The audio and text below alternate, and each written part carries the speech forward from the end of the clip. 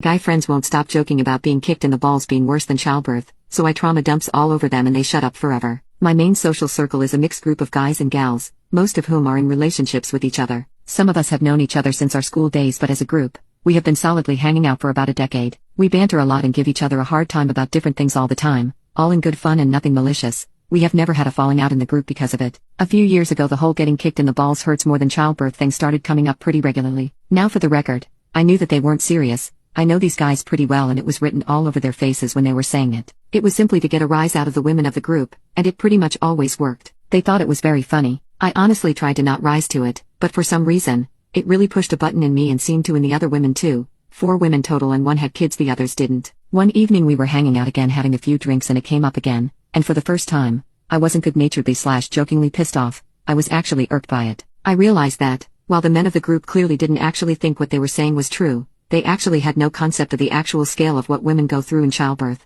No clue, because if they did, they wouldn't think this conversation was funny. So I did something I had never done in a group that included any men before. I opened my mouth and, calmly and without emotion, absolutely trauma dumped my son's birth story, in glorious technicolor detail, all over them. I told them everything, the induction using Pitocin, the painful sweep of my uterus by the midwife's fingers, when the pain started, the panic when my son's heart rate started dipping with every contraction and they rushed me through to the birthing suite thinking they may have to prep me for an emergency C-section.